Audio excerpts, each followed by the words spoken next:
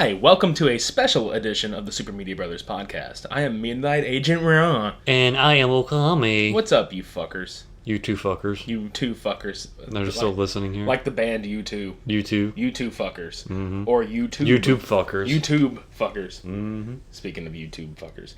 Anyway, we wanted to do something a little different. As some of you know, the history of Cody and I, we actually had done a podcast prior to this.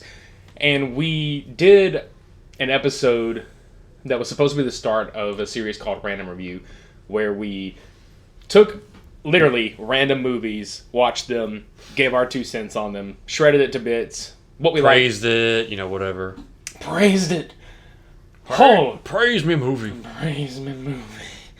But we did an episode that wound up being the final episode of that podcast, and it kind of got lost in the shuffle, like when we switched over to do this one. And this was about a month before we started the Super Media Brothers. Our good friend Devin, who we referred to as Dollar Store Dev on episode 3, go check that out. For the longest time, we couldn't figure out who the Sperminator was, and the Sperminator was the person that left us our very first 5-star rating and review on iTunes.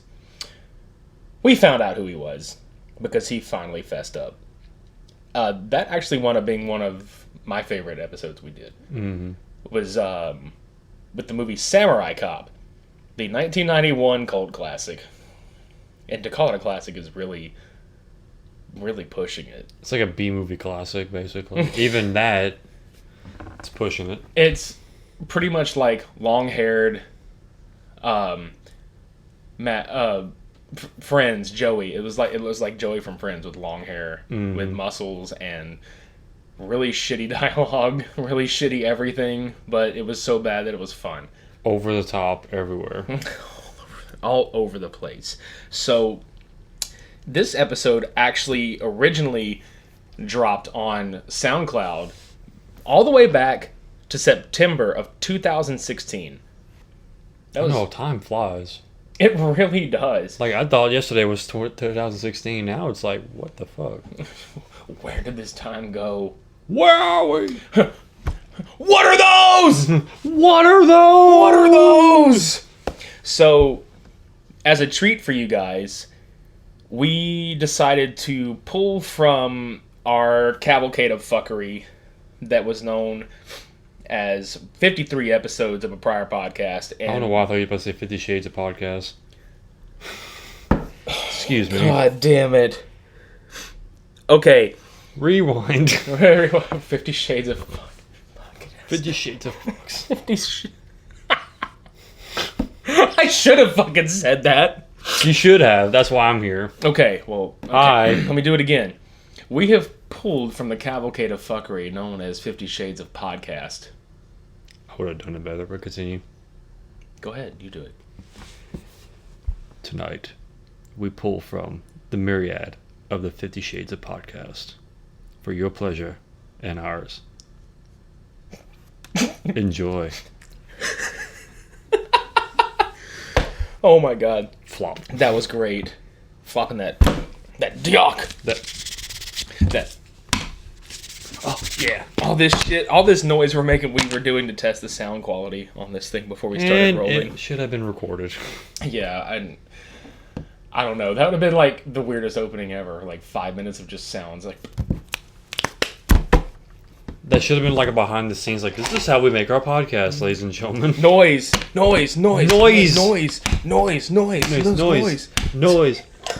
Jesus Christ. Like, we literally broke out into like a little like beatboxing session where we were just banging on different objects and on a table the entire time. I thought we were going to say that we were banging different objects. We were. 50 Shades of Podcast. That's hashtag. Hashtag 50 Shades of Podcast. Right. 50 bangs of podcast. Basically, anytime you hear anything perverted, just do the hashtag in front of it. That's right. So, yeah. Or behind it, whatever kinky mode you go with. Oh!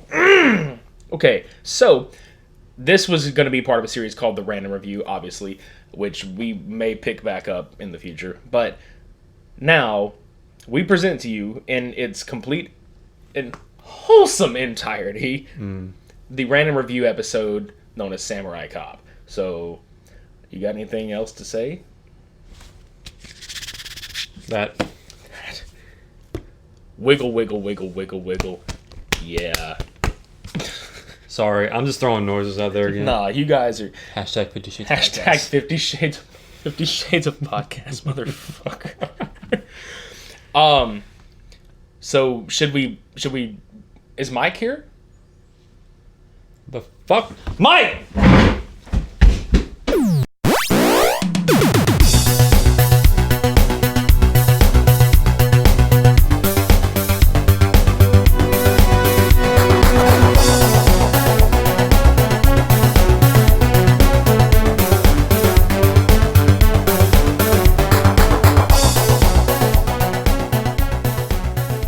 What the fuck is going on? We dabbing. We dabbing? Dab. Dab. It's almost like the Hulk Hogan like pose in a way. You know? Yeah, last week we did the first entry in our random review series, and it was a roaring success. It was a roaring success. We got great feedback. We asked people to like suggest movies and things like that for future viewing, and lo and behold, we had a really, really good suggestion. By this fucker. Yeah, this fucker. Well, it's funny. You guys have heard us like wonder who the fuck the Sperminator was from episodes ago that left us the very first rating and review on iTunes. We actually have the Sperminator here with us. He came forth. He came forth and came hard and brought the fucking phenomenal movie that was called Samurai Cop. Or in this case, Samurai Cock. That's right. So, welcome the Sperminator, Devin. What's up? Spermination domination in the house. Say hi to the two fans that listen to the show. Hi guys, the Sperminator has came. That's right. He saw. And came again. Oh. Fuck, dude. Okay, now, I had never heard, and I love fucked up cheesy movies. I had never heard of Samurai Cop until you threw this up at our Facebook page. Like, ever. Oh, I'm glad to be the one to convert you. Oh, it was... Not only convert, but you enjoyed it with us. Oh, you... That was even more enjoyable. Dude, look, I will never sit out an opportunity to watch this shit, okay? It's one of the greatest movies I've ever seen in my life. And it's one of those movies, like, for you guys listening out there, it's one of those movies that it's so bad that it's good. Like, I mean, fuck. And I love movies like this.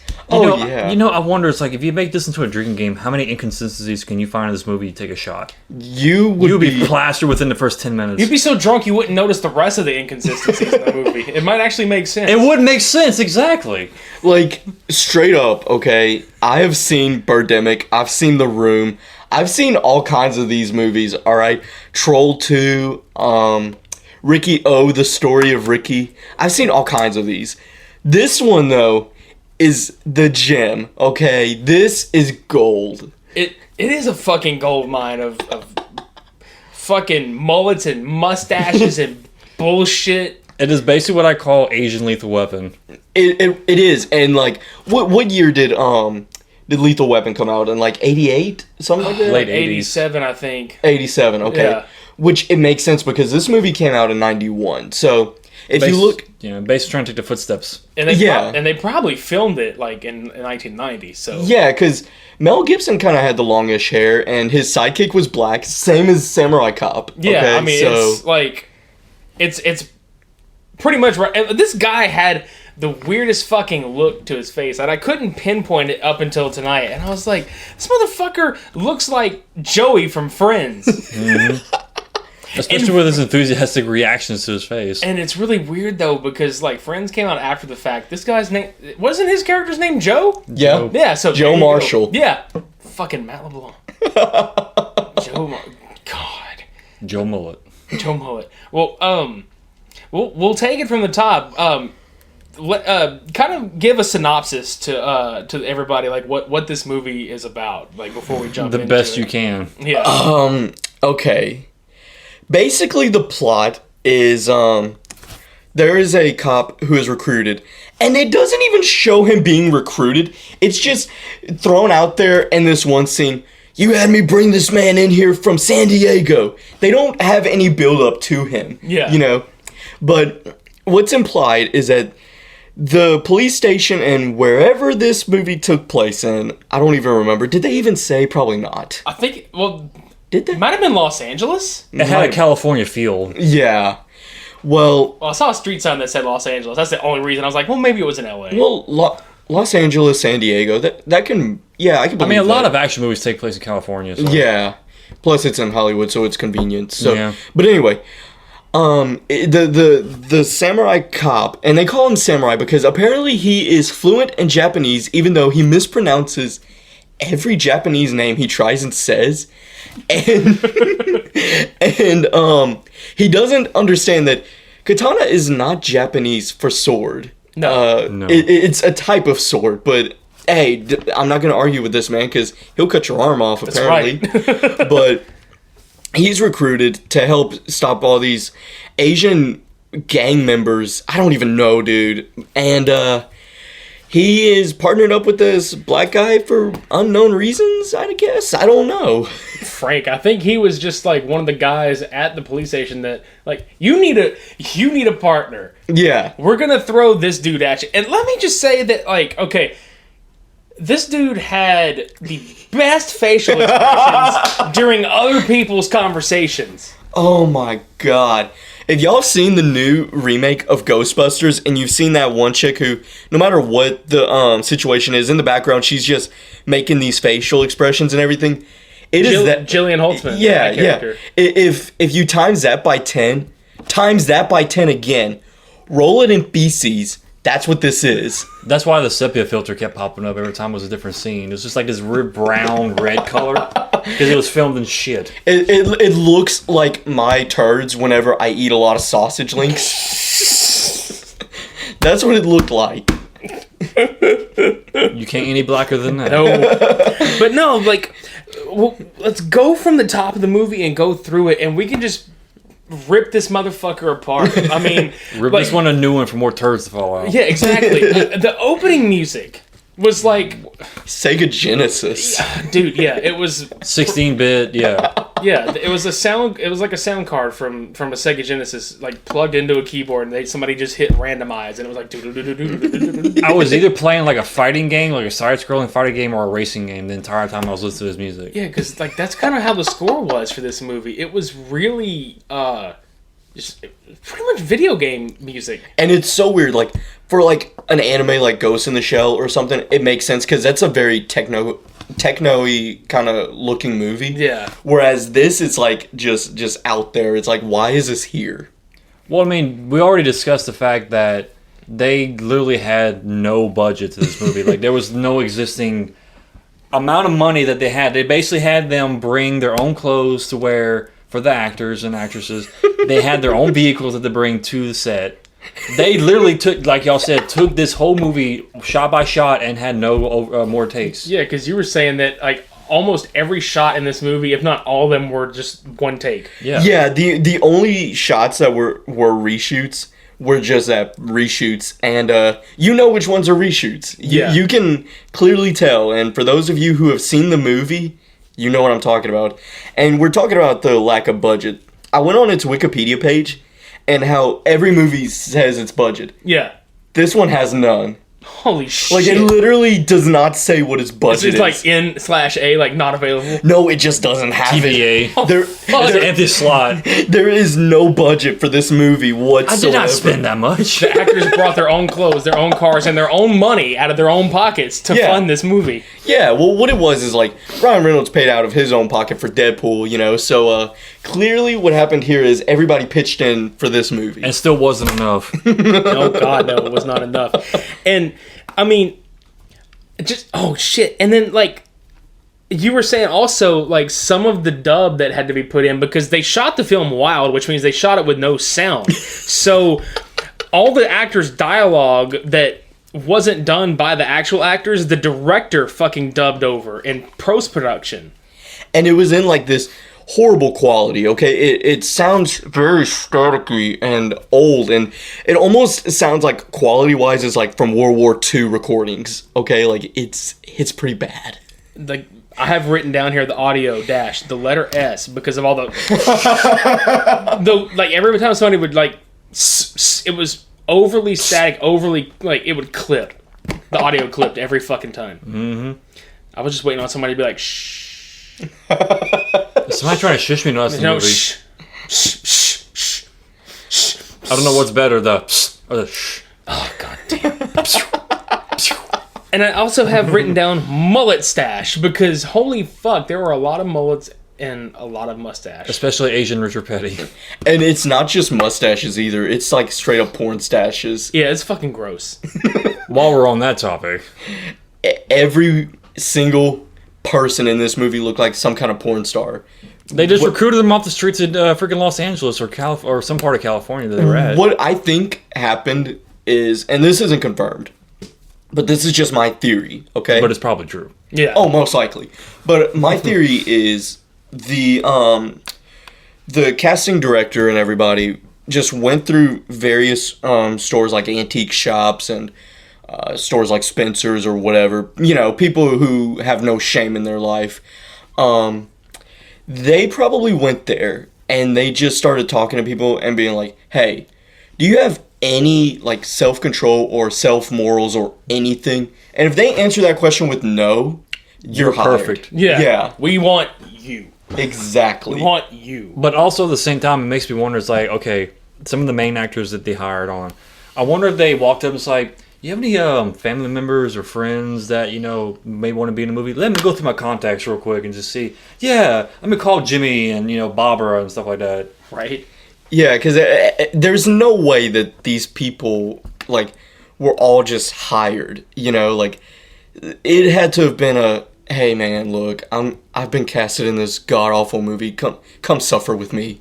And you can tell who did this movie for free. Pretty much almost everybody, apparently. Yeah. Hell, even the lead actor, the man that played Joe, is, you can tell, especially in the restaurant scene where they're delivering their dialogue, that he fucking did not care. He hated this fucking movie. He hated filming it. And you can see the look in his eyes. Oh, yeah. It was like literally watching a fourth grader doing a report on a whatever the fuck he was talking about. I don't even know what the fuck he was talking about at halftime. Nobody does. I love the delivery. What does katana mean? It means Japanese sword. But it was a quick, like, whip to his face. Like, it means Japanese sword, and it was right back to them. It was like... Oh, my God. What? And here's the thing, like... Oh, God, this movie... I don't even know where to begin with it, man. They didn't know where to begin either, apparently. Neither did that wig. No. And you say that you say that literally as far as they don't know where to begin. Because, literally, okay, the intro happens, and you just see, like, the actors and the title and all that. And then it's just... Bam! Cut to dialogue. You know, like there's no like exposition at all. No, none at all. It's like you said earlier. There's no introduction to the fact that he was this like sent in from Los Angeles cop that needed to help, you know, the certain, you know, organization to, you know, take him down. None of that was introduced at all. No. You're basically just introduced to them walking out, wig, and then that was it, and then car chase. It's almost as if there should have been a prequel or something. Yeah, some kind of like backstory back Samurai then. deputy. Yeah. Samurai deputy. Or Samurai mall cop. Oh, Samurai God. detective. So, oh my God. Samurai cop and Paul Blart crossover. Make it happen. Yes, I will pay to see that in theaters. Right? I will see that in the IMAX. Yes. Mm-hmm. But no, what was funny about that, though, speaking of, the car chases in this movie or the one big car chase in this movie. The only one.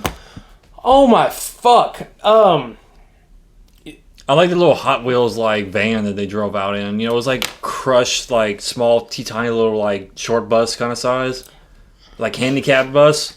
Handy-capable. Because So that van was a little bit capable. Okay, but no. Here's the thing I was kind of aggravated with for a little bit. So, they got in the van, they took off after them, and then all of a sudden, they're suddenly chasing down a boat. Yeah, dude. Where in the fuck did this happen that I was like not aware of? Like, do I need like freaking marijuana or a shot or two to understand that there was this transition between a van and a boat? I think this is the point in said drinking game from earlier where you don't care or don't notice the inconsistencies anymore. Because It's like, bruh, it turned into a boat. fuck yeah. Whoa. When do they get on water? But what blew my mind was like 1 second they're going real fast, and it's not like the sped up camera frame rate. They're actually going fast. Then they're going real fucking slow. Then what you mentioned, dude, was like they sped up like the camera frame rate for the parts where they had to go like 5 miles an hour down a slope or something. Yeah, it was a school zone. I'm sorry. Yeah. Yeah. Well, they should have hit the little kids. Okay, that would have been like 5 extra bonus points. This would have turned into a trauma film if that would have happened, Yeah. dude. Oh man, I would have loved it. And I love how you pointed out when they were parked on the side of that building, they had a flat tire on their car. Yes. They rolled out on a flat tire. I've got that written down here too, just flat tire, like real loud, because we were mentioning about how they had to bring their own vehicles and shit. Mm-hmm. This motherfucker like had what did you say? You were like, damn it, Leroy, or damn it, Leroy. Why did you tell you had a flat car? And you wanted to talk about the restaurant scene. Okay, well here's some notes. It says, the infamous scene at the restaurant was mostly shot at Carlos and Charlie's on Sunset Boulevard. But the long take of Matthew, which is the main character, Joe Marshall, he's delivering the speech, but it was actually shot months later in the director's office. And the Asian guy who he's talking to with the pedo stash and everything, he's actually talking to a chair and a lamp during that take.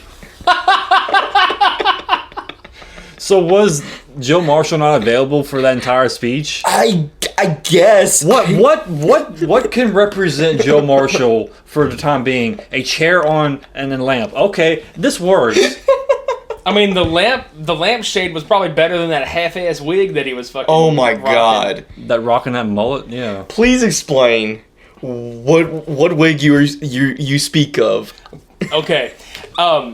Yeah, so yeah, right. So Joe Marshall, the main character in this movie, after filming had wrapped initially, like he actually had this long like hairstyle.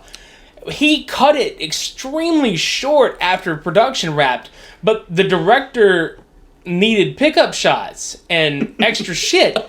And he was furious whenever the actor came forth and had this short hair. So the director had to haul ass and find a wig that closely resembled the hairstyle that he had. But the wig is so fucking obviously a wig that, I mean, there was a fight scene that you pointed out. You're like, hey, watch, the wig comes off when he's fighting this one guy. And then the guy fighting him actually has to grab it and fix it for him. And they just left it in. It's like a brunette Bonnie Tyler. Well, I mean, there's barely any retakes, so I guess they didn't want to retake a retake. They should have at least retaken. That's not part of the budget, man. Oh yeah. And then speaking of the car chase, and I'm gonna get back to a point that you were making about not doing any like retakes. When they're chasing them, the van like I have seen farts hold more impact than this. Like the van just fucking like touches a rock cliffside and blows the fuck up. No. My favorite part of that whole chase scene is when that guy falls out the back and they run over him. Yes. There was no... It was just, hit. Oh, he got hit. Yeah, and they like do shaky cam. Like they do what WWE does whenever they don't want you to realize that he's not actually punching the dude. They zoom in and shake it real quick. Yeah. Oh my god! Oh my god! My god, Michael! He's down! He's down! My god! Somebody just killed him! Stop the damn match! He's got children! Watch out! Oh, Randy Orton is going to that place where only Randy Orton goes. bathroom. The men's locker On Taco Tuesday. On Taco Tuesday. To take a dump in that one diva's bag. Remember that? Yes. Mickey James, was it? Yeah, I think it was Mickey James. Oh god, terrible. I love Randy Orton so too. much. Talking shit. Right? But no, dude, like, they cut to a shot of the guy on the ground, the car approaches him, they cut inside the cab, and then they look out the back window, and then they cut from behind the car, and the guy just kind of shakes like he got hit, and he's barely covered in any kind of blood. He's not broken. It's strawberry jelly. I'm sorry. It is. And the thing about the blood is the areas in which they put the blood. They literally put it on his kneecaps. Yeah, nowhere else. They ran his whole body over with the fucking car, but only his kneecaps were scraped. Oh god, He missed kneecap day. He took a tire to the knee. He did. He got tired of this shit. He was. He had to retire after that scene. Yeah. Total retire. No, but what I was getting at was whenever that car or that van fucking smashes into that little small cliffside and blows the fuck That up. pile of sand, you mean? Yeah. That was put there purposely? Yeah, I was trying to be nice, but I'm not. The guy, Oh, God, yes. the Denzel Washington man on fire comes out, and he's doing the like. Oh, Wait, I thought he was Hispanic. Well, he was in one shot. He looked like a man who has like gray hair, but the rest of him looked like Nacros from the new Netflix series. Yeah. But then, like, he's on fire, and you can clearly tell that he's got, like, the spray on. Like a flame retardant spray on the front of his like head and everything. Yeah. And the only part of him that's on fire is, like, his back and everything. And, like, he gets down on the ground, and it's a totally different ethnicity, and he's got a totally different jawline. He lost his mustache in 2.3 seconds. I mean, fire would do that to you. Yeah, I mean, just look at the first Terminator, wherever Arnold lost his eyebrows. Yeah. But no, what I think, like, in a movie, like, traditionally, whenever you do, like, real, like, flame stunts like that, the cue for, like, I think it's about maybe 3 minutes that the flame retardant material can hold, and they try to get as much out of the stunt performer as possible. But whenever the stunt performer gives you the cue to, like, come, put them out with fire extinguishers, they'll drop to their knee, and then their knees, and then they'll go straight to the ground on their face. Well, this actually is left in the shot, and then the actors, which it's Joe and Frank, they come up and they hose him with the fire extinguisher, and then they throw a blanket over him. And when they throw the blanket over him, the fucking stunt guy, who's obviously changed ethnicities, looks directly at the fucking camera. That's why what was his name, Frank? Yeah. That's why Frank's just basically pulled the blanket over his face right when it happened, because I saw the face pop up and it was like, no, we gotta hide him real quick. Yeah, they just fucking slammed it into his face. Like, no, fuck off. You don't get any screen time, bitch. By the way, I want y'all to think about it, okay? Okay. Now, for example, okay, let's take movies like what I said a minute ago, Terminator. Okay. Okay, The Dark Knight. Yes. Mm-hmm. Batman Begins. Basically, any Batman movie, okay? Evil Dead. Yeah. Any movie whatsoever, basically. Even Night at the Museum. Okay. There are some scenes where it's during the day and some at night. This movie was shot all during the day, and here's why. They did not have the budget to have studio lights. And it shows because, like, in the same scene, they will have about 4 or 5 different hue levels and saturations because, like, the windows and everything, you could tell that it was shot during different days. Yeah. 24-hour production. Yeah. It was very, how should I say this? Interesting. Yeah. Very illuminating. Yeah. I was wondering, because it's like every now and then there was a shot in a sepia filter. It was like bronze. Besides, Joe's character, or Joe being all tanned up in bronze in some shots. Sepia cup. Sepia cup, Oh, exactly. no. That's what he was half the time, because every time there were those like intense like dialogue scenes, he would look, and he was just like super tan Fabio. And then Right? the rest of the movie, he was like super white cop. Daylight Savings, the movie. Oh, no. Daylight Savings, the musical. Wait, Yeah. what music? Shit. Dude, that was... I'm looking like... I'm trying to like look at... Well, while you're trying to just find something to Damn, roast it's so next, bad.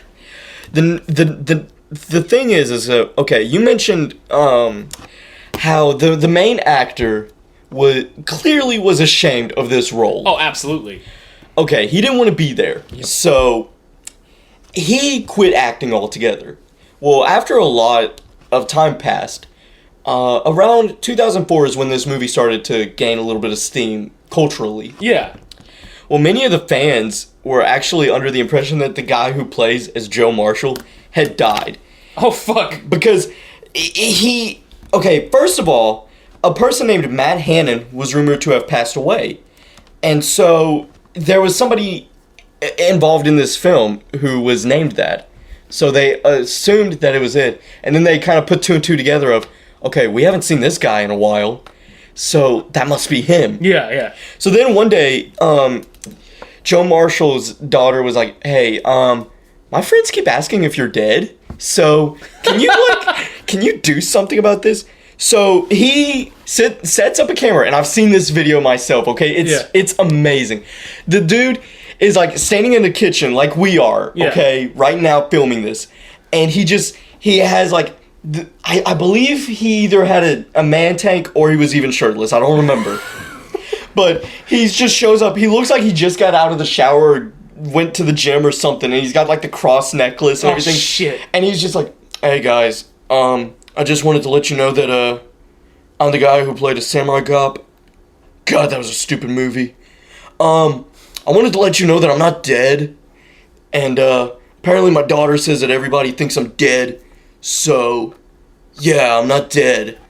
And he posted on YouTube. I've got to find this so we can put it on our Facebook page. Yes. Oh my god, I was cracking up, dude. I was like, this dude, people really thought he was dead. Like, they thought he probably just committed suicide after making this horrible movie. Oh, that's fucked Well, his up. career died after that movie, so that makes Yeah. sense. His career is about as relevant as Soldier Boy's. Yep. Oh. Crank that soldier. No.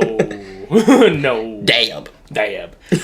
No, that's what I want. Okay, the people in the van, whenever they were chasing him in the van, it cracked me up because the three of us have spotted what you call budget actors, which is pretty much like who we think that these people look like.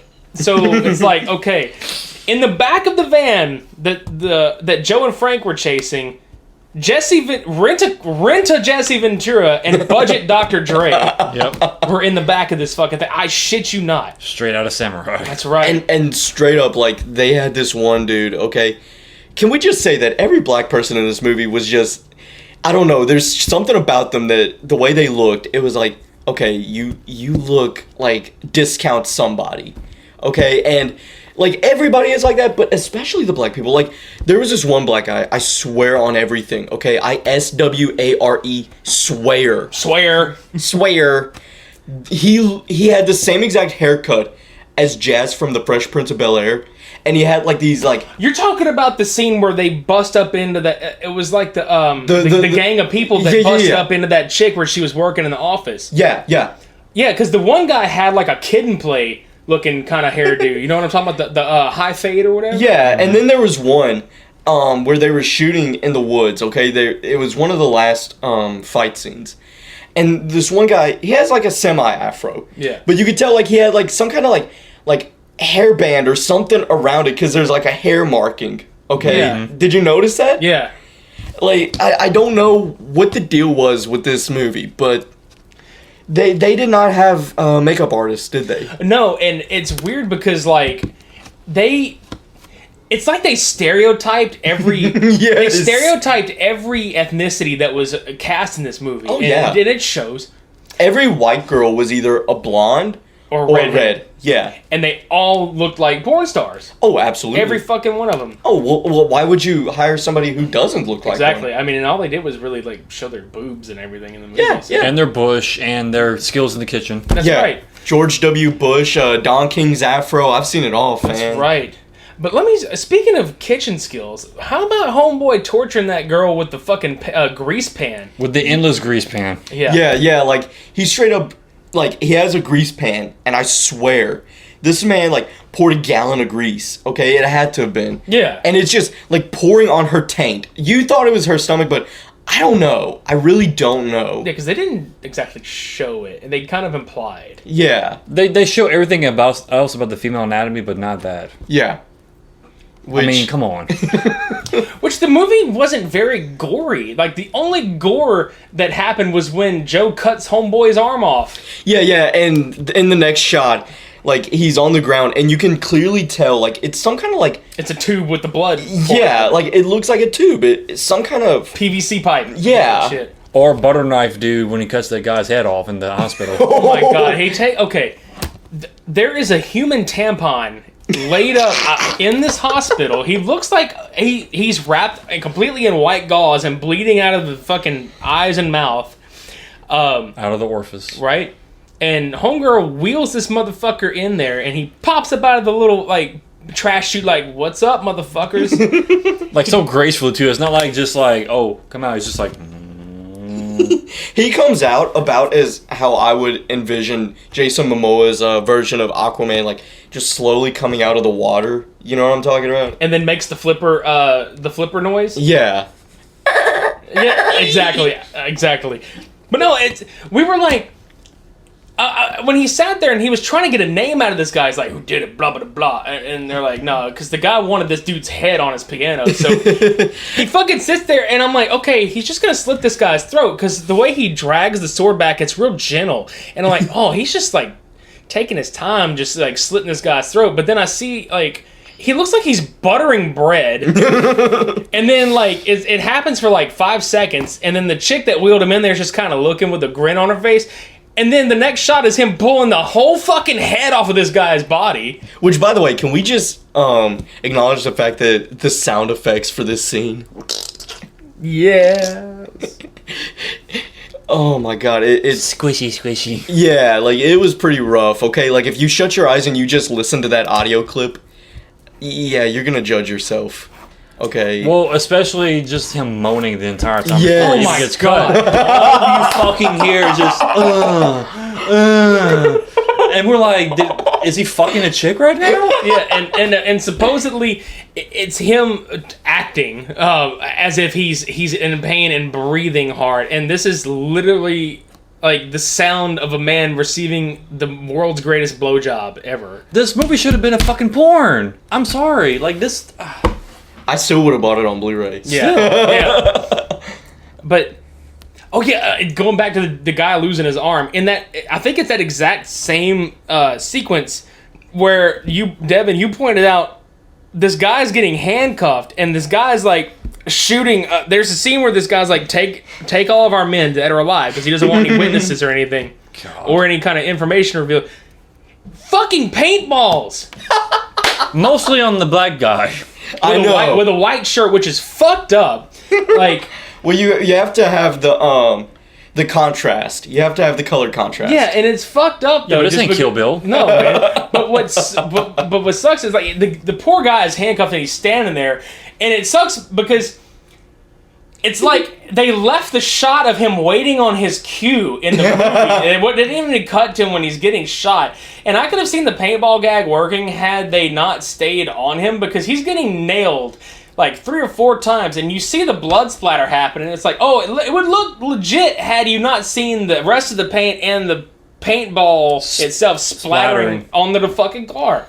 No, my favorite action sequence was the very end. Whenever Frank shot that one black guy, he came around the corner and was like, drop it, and he shot him and he fell over onto his back, and then he shot him again. The guy was on his feet getting shot after he fell over. And then that overly dramatic thing when somebody gets shot in an action movie and they're still firing off rounds of their fucking gun. Like, and that's another thing that I had pointed out was, it's like they wanted to have slow-mo shots, but they didn't have it in the budget, so they improvised their slow-mo shots. Even in the sex scenes, okay? Instead of, like, slowly, like, slowing down the motions and everything of the makeouts and everything. They're literally just going slower than molasses. Yeah. I felt like I was getting AIDS myself just by watching it. AIDS, chlamydia, hepatitis, I mean... Herpes, gonorrheitis. All right, Mary Poppin. That's right, Mary Poppin. No, we're not Mary Poppin each other's assholes. No, Mary Poppin pussy. Mary Poppin the pussy. Speaking of, they always interrupted the sex scenes, like, just abruptly. And I think that had to have been some kind of inside gag. I don't know. It's like nobody can get laid properly in this fucking movie. No, and I laugh because the sex scenes all happen, And except for the one guy with the beard, I think the one guy with the beard actually had a chick in bed with him that didn't have a thong on. Every chick that was in bed with another dude for a sex scene, they all had like the thong. Well, I mean, you can't. Thong. It can't be an early '90s / late '80s rated R movie without a girl in a thong. That's right. Especially the bikini scene. Amen. Ooh. Going straight up like that to the fucking hips, like past the hips. Oh, you know it. Nothing but leg and butt cheek. It's awesome. No, speaking of butt cheeks, that scene whenever Joe was carrying what's her face. Oh, Yeah. no. It's like her butt, and then all of a sudden his butt. Yeah, they do a shot where, like, in a movie nowadays, it would be a really great cut scene where somebody's walking into the camera, and then as soon as they pretty much black out the whole screen, it's a shot of them walking away from the camera in the exact same position. Well, he's carrying this chick, and the way that she's hanging out of his arms is like her ass is going right to the camera, right up to the camera, and you're just like, oh, this is a glorious butt. And then it cuts to him walking to the bed, and you're like, oh god, it's his glorious butt in a thong, and it's terrible. No, speaking of her, I just thought of this funny part. That scene whenever she's going to, I guess that secretary or her friend in the office, and she's like, no, I don't care about what he does for me because I'm in love. And then the old porn stash man comes into the door, and he just stares at her. My instant thought was like, weed, pew, that Kill Bill sound effect. Just him staring at her, was like, weed, do, weed, do. Dun, dun, dun, dun, dun. But that was also, like, my thought when that happened was, she's like, I'm in love, and he just pops in. Somebody say love. Like, oh, God. Like, the world's worst porn setup ever. Who here for my wanker? Oh, God. Oh, God, and, okay, yeah, the restaurant scene, fucking Asian Wayne Newton. Oh, no. That was so bad. He was the most lively person in the whole fucking film. He's not the only one that wanted to be there, probably. Probably. I'm getting screen time. What about the gosh darned it. Gee willikers. Poop. What do they call it? The cop's like boss. What's it? Oh, the commissioner again? Yeah, the commissioner. Chief. Oh, my God. He Yo, this club up my ass. and it hurts. Somebody needs to get it out of here. And then when he's like, hey, get your fucking ass back over here. And he's just pointing. And then he starts to sit back and he grins and he laughs. And he's like, yeah, I get to pull this club up my ass. Close the door behind you. Dude, how he had to stayed in that position pointing at that motherfucker for a good 5 seconds or so. And 5 seconds too long. It reminds me of Birdemic where the mother of the chick, you know, you've seen it, right? Yeah. Okay, where she has her thumb up for too long. You know what I'm talking about? Yeah. That's what it reminds me of. Jesus Chrysler. Oh my god. No. That's okay. another movie we need to watch Okay. together. So, I thoroughly hate and love this inconsistency about this film. The fact that Joe always knows where to shoot. He walks around a corner. He comes out of the building. He goes down a hall. He knows where to fucking point that gun and shoots. Exactly. Like, it's like, okay, so there's that was like a warehouse or something they were walking out of, and he walks out, looks up, oh wait, shoot. Goes around the corner in this house, oh wait, there he is, shoot. My favorite was they were outside and he goes around the corner over this like fence and he's got his gun drawn. Like, imagine yourself, or actually physically do this right now. Take your you right there. Either both of you. Yeah, you're sitting there listening. You're probably driving a car, or you're probably like at your laptop or something. Put your hand in the G.I. Joe karate chop position, like the fucking action figure karate chop. And now make your hand into a gun. Okay. This motherfucker comes around the corner doing a fucking, he swerves around the corner and lays his hand out like a karate chop action, and with the point blank accuracy, boom! And then they cut to the other guy he shoots at, and then they cut back to Joe, and he does the exact same fucking thing again. It's like they used the same shot twice in a row. His karate chop is just like Buzz Lightyear's from the first Toy Story movie. Yes. Oh my god! Holy shit! Yeah, I just realized. Okay, Joe's last name is Marshall, and he's a cop. Oh god. Marshall's Law. That could have been the fucking name of this movie. Exactly. Because he certainly was not a samurai. No. Oh, speaking of, how many freaking samurai fights did we have in this movie? 2, 3? Well, if you even really want to call one that. Yeah. If you want to call Soccer Dad with the samurai sword. Oh my god. He's freaking patrolling around the house, and he just has a freaking katana in his hand, all like a dad would when he's trying to act like a badass. And then whenever he sees Joe, he's just like, ah. And then he gets shot by the black guy. Oh, Frank? He just Yeah. comes up and shoots. Yeah, Like Joe walks up to him, ready to fight him hand to hand, and Frank's just like, you know what? Fuck this shit. He Yeah, just he shoots just him. shoots his ass. Who killed him? He. Who's he? Himself. Oh, so he committed suicide? Yes! God damn it. No, don't tell us her last name. Why do you want me to know his last name? Because we would write a fucking novel. Right? Holy balls, dude. This movie was perfect. In every sense of the word. And I love how, if you want to even use the term climax of the film, how it was like music that you would hear in a video game when you're at a boss battle stage. Yeah. With that one, like, or actually those two notes going over and over again. Slide picks up. I'm telling you, like, the music is basically a Fisher-Price keyboard being used over and over again. That's what it is. Because all I hear is, like, ding, ding, ding, ding, the entire fucking time. We keep talking about the inconsistencies. Okay. How about the inconsistency when they almost cut off Frank's penis? Oh, yeah, okay, With so... this gif. Yeah. This black man's gif. That was fucking great. They take the towel off because they were talking about... I remember exactly how He got out of the shower and Yeah. they already broke into his house. And, like they're like, we need to, like, investigate or some shit. And they rip his towel off and he's like, says something like, investigate my ass or some bullshit like that. And they're implying that he's naked. Well, I don't know if they pick him up or they, like, something happens where the camera pans and you can see the fucking shorts he's wearing. Yep. Yeah, it was almost like underwear, like almost like wrestling tights. Yeah. Like it almost Like briefs? Yeah. And you're like, oh, okay. And then If you don't give us the information we need, I'm going to cut your underwear off. yeah. And like, they have this, like, we got a knife to your dick. You better do something. It's like, oh, shit.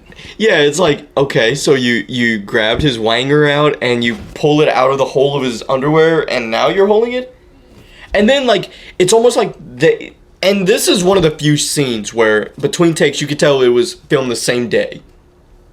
So it's not like they filmed it a couple days past and then they tried reshooting and then they forgot that he was supposed to be naked in that shot. Because they straight up show, like, from his hips, he is wearing underwear. Yeah. Yep. So it's like, within like 10 minutes they forgot, oh wait, the last shot we did, he was supposed to be naked.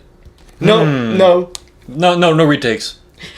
And another thing like that is, we talked about how the scene where this chick is in the kitchen and she's having her taint like burned with grease, okay? And she reaches in a cabinet to pick up a pistol, and it looks like a Glock, okay? It's a Glock. They straight up show the Glock. It's a black gun. For like 2 seconds. Yeah. So you have a good idea of what kind of gun this is. And then in the next shot, it's a revolver with a white barrel. Yeah. Fucking hand cannon looking thing. And speaking of, female cop's gun in that one scene where she's trying to get everybody to fuck her. She had that one handgun and it had like a little orange cap, like the little toy guns. Yeah. The I ones saw that, I was like, holy shit. I know. And that's the other thing is that whoever wrote this garbage, okay, he was sexist. Let's just throw that out. Just so yeah. weird. Absolutely. I think that was kind of the thing back in the 80s and 90s with these movies, especially.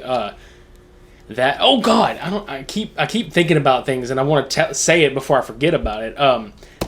The old Wang Chung dude with the fucked up, like, The bald guy. the bald guy with the two, like, I don't even know what the fuck you would call that mustache, where it's just like basically like the outer parts of his lips look like the mustache, and he shaved everything else off. Yeah, it's like the mustache that you see on these old like stereotyped cartoons. Like, Yeah.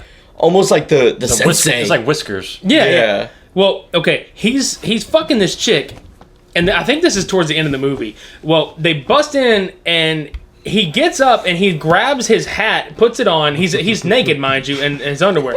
He grabs his hat, puts it on his head. He grabs his little briefcase and grabs his clothes off the hanger, and he runs. And then like there's something that happens in the same house with a different set of people. And then like 5 seconds later, they cut back to this dude, and he is fully dressed. His shirt is buttoned up, pressed, cleaned, Tucked in. Like he already went to the fucking dry cleaners, had this motherfucker pressed and everything. Went downtown and put the shit back on. And he ran back into the house like, okay, where the fuck was I at? And his dive through the fucking window was outstandingly fucking dumb. I mean, holy shit. Let's not forget how Joe tries to enter the premises. Yeah. He's like, police, freeze! And he shakes a door and trying to open the freaking side door. It's a fucking glass sliding door. Like, he could have busted it easily. Like, it was so anticlimactic. It's like, you figure, okay, he's gonna kick the door open or, like, shove it open or shoot through it. No, he rattles the door and yells his presence. Freeze! Put your hands up. And the guy's like, oh, shit. He runs. No, he, like, does, like, this, like, what do they call that position when they're on their backs and they kick up? It's called kip up. Kip up, yeah. He does it in the bed, gets out of the bed, takes off, and leaves the bitch behind. Yeah, and he grabs all his shit. Yeah. And then he goes to the dry cleaner. Which, by the way, Joe was at the door, and he says, police, open up. This is, like, the only time that he did anything that a cop is supposed to do in these situations. Right? Like, every other time, it's, like, perfect 1980s cop, you know, where he's like, yeah, you know, I don't play by the rules. You know what I'm saying, boys? But then cut to the ending whenever Frank says, no, don't do it, you're a cop. Like, come on. He killed how many people? So many people. Fucked how many women? So many women. Oh, dude, he gave me false hopes for myself, okay? I feel like I should be a player, but nah, this man... You can't outdo Joe. Oh, no, sir. I want to point out, like, you guys called it Lethal Weapon. Yeah. I thought this was more or less like Tubbs and Crockett from Miami Vice, so I dubbed it Samurai Vice. Yeah. Like, this really could have also been called Samurai Vice, just based on the way that they dressed and how they acted towards one another. Mm-hmm. Like, and that's pretty much what it was. It was yeah, like one of the first lines of dialogue from the two main characters is, he's literally walking away, and he says, let's go catch us some bad guys. And that... Cliche cop movie quote. Yeah. Pretty much, let's go. I prefer Jay and Silent Bob Strike Back. Let's go cornhole us some drunks at the bar. There you go. Classic. Right? Thank you, Kevin Smith. And then, like, the wig that we talked about earlier. Infamous wig. Straight up, there are scenes where he's wearing a hat, and the wig is, like... Poofing out. Yeah, it looks so bad. Like, it does not fit whatsoever with the hat. Were you expecting someone? No. Why? Well, that's the alarm. Something's wrong. Oh, really? Yeah. His face is so... It's like so expressionless. Like, oh, wait, really? I know, and he tries to be expressional. Like, he widens his eyes, but that's all. Especially on the DVD cover where he's holding that sword and he's like... my But a God. strain, freaking take a shit. Yeah. When we were doing the promotional shit for this, like, all week leading up to this podcast, Devin pointed out something really fucking funny about the poster we used for the promo. What was it? Okay, so there's a promo picture where it says the title, and it's a picture set in the nighttime, which we already discussed never happens. No nighttime. No. Yeah, so that's the poster. The main character, or at least we're assuming it's supposed to be Joe. Yeah. But it looks nothing like Joe. It's not Joe. And he's He in, never like, wears a freaking cop uniform. And Yeah, this is a he's- traditional cop uniform in the fucking photo. Yeah, and he has short hair. Has a... Post-production. Yeah, I mean, it looked really, like... I don't know, like, you know how Star Wars kind of has their poster drawn out a little bit? Yeah. It's like they tried to do that, but try and airbrush it a little bit. Yeah. but you could tell that it's not even supposed to be Joe. No. But he has this guy's head cut off and he's holding it by the hair with the samurai sword with blood dripping off of it. This is never in the movie. Nope. No, not at all. It's just like the movie American Idiots, not the Green Day version, but it's like this low budget comedy or quote unquote comedy. It was actually just I don't even know what to say about it really. It was a porno that had no porn in it. Like, I'm so serious. The acting, the music, everything about it was porn, but there was maybe one titty slide in the very end. Whoops. One titty. Yeah, not even both, just one. That's all you need, buddy. Not even a nip slip. It was just a whole. Well, titty. that's like Yeah. that's like the one chick in this movie when they were beating the fuck out of Homeboy. The one that I was like, why didn't he die from getting stabbed through his stomach? Yeah, with a whenever gun? his wife got slit in the throat, and before she did that, before she got killed, the guy took off her shirt, like was just ripping it apart, and then all of a sudden, the miraculous events of how the world exists and how it works, her shirt was all buttoned up. Yeah. And the next scene when she got her slit. Yeah, they ripped it. They ripped it to where her party boob is the one that came out. Yeah. Just the one boob, and then like you said, miraculously, the next scene was clean, buttoned up, and everything. Like no. Well, what tear, no happened nothing. was, obviously, what happened was, What happened was She. Yeah. her one titty that was not shown was ugly. It was not the good side. Yeah, they had to get the good side. But no, like in American Idiots, that's how it was. Okay, there was only one boob, and it's like I waited 98 minutes for this. Like straight up, like I'm gonna have blue balls for the rest of the week. Thank you, thank you. This is what I needed. I'm chafing now. Thank you. Yeah. What was the point of this? I ruined a good sock for this movie. fuck.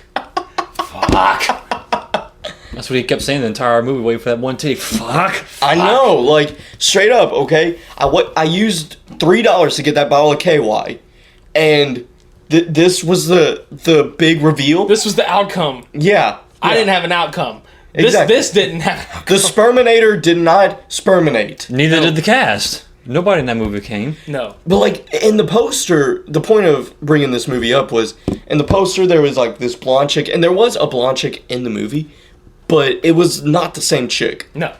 Stand in. Yeah, and there was a ginger guy with like curly hair next in the RV.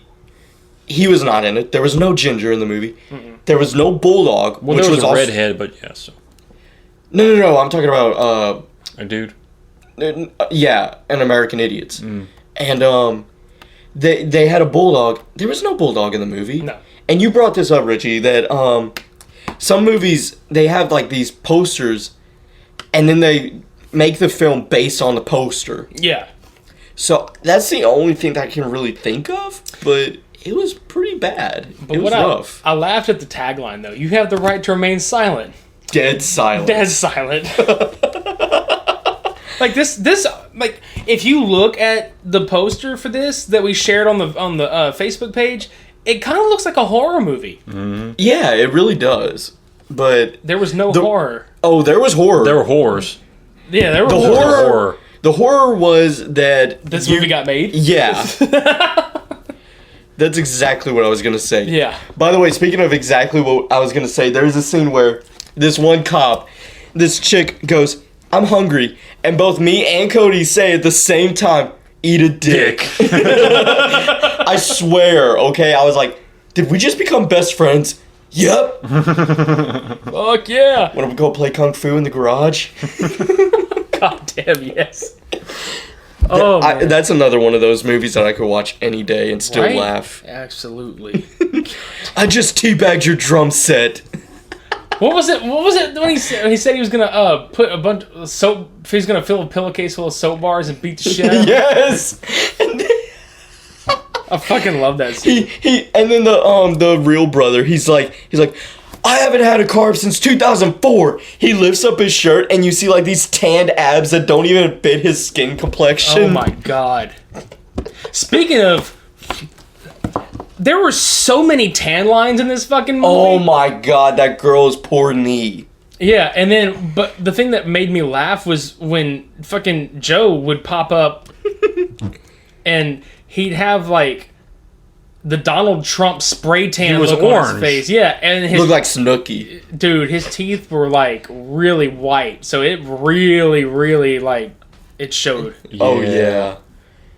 Oh god, this movie, dude. This movie here. This. But I don't. I could rip this movie apart. Please do. So I want this podcast to be even longer than the actual movie. Oh my god! I don't know if we can. Oh god. No man. Can we stretch that gaping hole even further? Well, I mean, all we have to do is what they did. Okay, whenever they were like, okay, this movie is going by too fast. Let's just add a 5-minute sex scene for no reason. So you want the three of us to add a 5-minute sex scene to this podcast? Yes, Okay. I'm game. Well, Or Oh yeah, oh yeah. God. no, it's more like, oh, that was my dick. Spank me and call me daddy. Oh. And that's pretty much what happened. Break me down like a common denominator. You're only a fraction of the woman I want you to be. Combo breaker. No, but what I think can happen is we need to get you back over to do another one, and I want to watch the sequel. I kind of want to see what the sequel does. I mean, even though it could potentially ruin the experience of this one.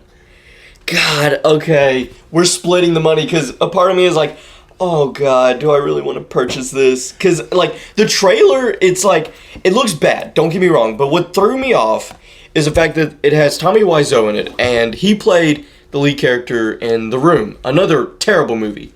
That said, they clearly know what this franchise is now. Yes. So I'm worried that if they're becoming too self-aware that it's going to ruin it. And that's only if they go forth with even more, though. So Yeah. I mean, the fact that it took them 25 years to even do a sequel, so. Yeah. And the only reason they probably did it is because they were like, hey, we need to prove that this guy's still alive. Yeah. We need to prove that he's still alive and kind of maybe let him make up for this first one. Which, I don't know. Well, why would he agree to do a sequel, though? He hated the first one so much. You want to know why? Cha-ching! Still, that's not enough money. They had no budget. The sequel had a little bit of one. Well, maybe it was like Pound of Flesh, where they gave most of the budget to John Claude. Maybe they gave most of the budget to him. Pound of Flesh, oh my god. That's a movie. Yeah. That is a movie. It is. And we suffered through that movie for you guys. And It's too low. it's too low. God damn. It's too low. Come on now. Any movie with Jean-Claude Van Damme is good, right? Have you seen Street Fighter? That's a movie? Yeah. No, I know it exists, but like, Yeah. do you really consider that a movie? No. Hey, Bison! I consider that more of a movie than Samurai Cop. Samurai Cop Yeah. was a bunch of events stitched together. And some backstory thrown in Where? via bad dialogue. Where? Bitch, where? Where? Where the dialogue? there. Dab. What does katana mean? It means Japanese sword. sword. Oh my There's your God. exposition. With his deadpan look, just Japanese sword. I know, like, he looks so disappointed in the whole situation. You don't His know what face that means? his face translates, I actually have to say this piece of shit dialogue. Fuck my life. He's like, With a Japanese sword. Yeah. and the sad fact is that if you look at him, he looks like he could be a decent star, you know? Yeah. Like, he has a look. I don't know what his acting credentials are under good circumstances, but he has, like, the look. That's his acting credential. I think he went on to be Joey in Friends. I really do. It's like that and add Pearl Jam. With the way he looks. Oh, the hair. Oh, Man. man, dude. I don't know, but let's just say that every other dude except for him, they were some ugly little men. We had some unattractive men we had to look at. Fucking Renta Zangief from Street Fighter, like Mr. Beard with the fuck. Oh my god! And then like pretty much just the henchmen were actually every dude in this I movie. mean, porn stash. Yeah, that was the worst one. I think that is what happened. It seems like they did get a bunch of porn actors and just be like, "Hey, y'all fucking try to be serious for once, and maybe maybe we'll throw you a boner or two. I mean, Throw some pussy in there. That's right. We'll help you out. Mm-hmm. But no, I want to. I definitely want to try to get a hold of the sequel. I'm pretty sure I can find it on my Plex account, and we can watch it that way. Oh man. But yeah, that's Samurai Cop, y'all, and it's one of those things that you have to experience. Like, we could sit here and talk about it all day, but just go watch it. I'm not even gonna say don't watch it, but just because you're gonna do it anyway. Yeah. Yeah. I mean, how can you not? No. We've been talking about it for 59 minutes and 33 seconds. That's right. And normally, Cody and I have the rating system of bro or no. I kind of have to give it a bro on this one, just because it's so dumb that you gotta watch it. Oh yeah, I give it a bro, dude. I don't know. Come on, bro. No, I don't know, but I mean, it's kind of one of those situations where we really need to come up with a middle ground between the bro and the no, because it's fuck. The humor factor alone, yes, I will give it a bro. But overall, my critiquing side of me is just fuck no. No. But definitely watch this with friends. Don't go fucking rent this on a Saturday night when you're lonely and by yourself and you have a fucking bottle of Jergens next to you. Don't fucking go... Because you'll be chafed. That's right. Afterwards. Get friends together. Get some fucking beer. Get some pot. Get some pizza. Get everything that can... distract you from this. And get, vodka and Mountain Dew. Yes. And throw in a little... Everclear. Ooh. Yeah. Get a little bit stronger than vodka, because you'll need that. You're getting classy. Yeah, that's right, man. Classy motherfucker. I'm gonna class it up with some vodka with Mountain Dew Code Red. That's what I'm talking about. I'm all jacked up on Mountain Dew. I'm all jacked up on Mountain Dew. Come at you like a spider monkey. Oh, not my prison shank. It's just a sharpened spoon. But yeah. I mean, yeah, go, just go check it out, and make sure you got friends with you when you do this. Shit, man, thanks for coming to hang out with us and do this shit, dude. My grandpappy always told me that I would never amount to nothing, but I'm on a podcast. I'm famous, bro. To all these two people. To all two people. Yeah, as a star. As a star, y'all. As a star, We'll draw you one on the refrigerator and post it. Yes! Yes!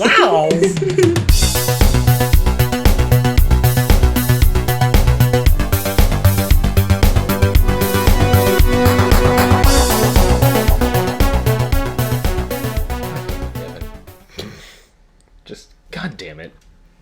Why did we waste our time watching that? I don't know. Well, it's not... Okay, I can't even say that I wasted my time watching it, because I bought the second one. So we have to do it again. Eventually. Yeah, because for those listening out there, a fun fact, they kickstarted the sequel. They raised over $1 million, and people backed this motherfucker. They got the original guy... Even the guy that they killed in the end, the main bad guy, he's back. Somehow. From obscurity. But don't you think $1 million is a little too much? I don't know. Well, maybe, because I watched it, and once again, it's where did the budget go? Mm-hmm. Where did the budget go? It was cool looking. The cinematography was great. Matthew Karedas can actually act now. So that was good. Right. But I have to unleash that fuckery upon you at some point in the near future. At some point, yes. At some point. And which also, at some point, everybody out there listening should tune in on April 20th, 2018. Because we will be back in action. For the Monster Cat. Fuck, yes. We will be at Stereo Live in Houston for the Monster Cat Uncaged tour. With 3 of our favorite artists, especially one of them being your all-time favorite. That would be Tokyo Machine. Mm-hmm. Hype, boo. Yeah. The hype is real. Mm-hmm. Not Israel, but it is real. Right. Also featured on that tour are headliners Delta Heavy and Notiker. Mm. Fuck yeah. So be sure to check that shit out. And we are now on Instagram at instagram.com/Super Media Brothers Podcast. We are on Facebook at facebook.com/Super Media Bros. Twitter at Super Media _Bros. And, of course, soundcloud.com/supermediabros. You can find us on iTunes and Google Play. So go back and listen to and download all of our other episodes. All of our fuckery in its glory. The 50 Shades of Podcast. Hashtag. You forgot the hashtag. I thought it was implied. Ow! No. I just got a coaster thrown at my face. No, that's not how the millennials do it. Oh, yeah, I forgot. You gotta hold their hands all the way through all the shit and all the dumb shit. Fuck it. Hashtag 50 Shades of Podcast. It's funny, I threw a gray coaster at your face. God damn it. Fuck! Can't escape that. I can't escape the wrath of a coaster. Can't even escape the wrath of the samurai cop. Samurai? Samurai cop. Sam, it's in your eye. Sam, your eye. Fuck! Fuck! It's kind of like Jacksepticeye with Sam being all fucked up. Sam, your eye! Christ! Fuck it! So, until next time, shades on. We're off.